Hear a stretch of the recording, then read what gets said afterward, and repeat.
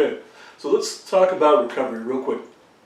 Um, Everyone that goes to the gym thinks about exercise. We all think about making progress. We think about, you know, improving our tonnage, improving our volume, all kinds of interesting things. A lot of people take recovery for granted. Okay, I think it's a little bit better now because things like things that used to be almost kind of fringe things like yoga, which there was definitely a time where yoga was pretty much something that like girls would do and men wouldn't do. That's changed a lot. So. And yoga is not the only means by far that you can go through for recovery. The best thing you can do for recovery is your sleep and your nutrition. Those are the two things that should be your first boxes that you're checking off.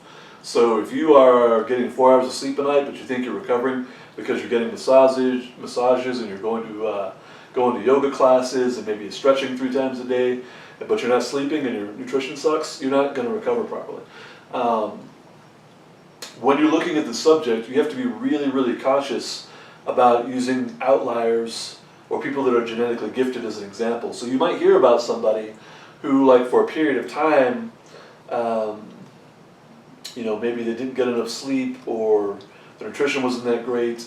This happens a lot with even competitive and professional athletes where, like at the Olympics, an athlete will eat something that everyone knows is unhealthy, the media will make a big deal out of it, and everyone will assume that's okay because they're an athlete.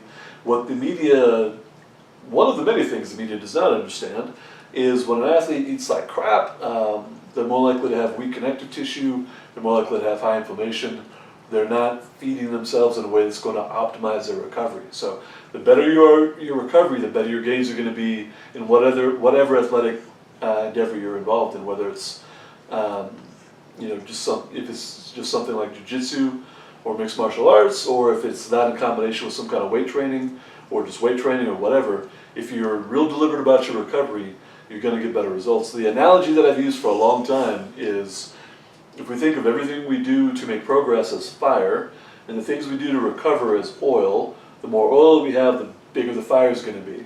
But if we only focus on the fire part, which is the fun part, right? If we're only thinking about the training and the skill work and all that stuff, eventually we're going to experience some kind of burnout because the body can only take so much. And where that manifests with athletes is in the duration of their career. Okay, so the athletes I've known who have the best careers as far as length, that kind of like overcame the stigma of you've got to be like in your 20s to be competitive.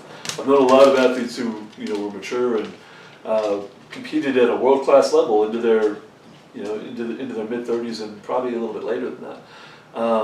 Those are the ones who don't take the recovery for granted. So I encourage you to learn about that. Okay, thanks.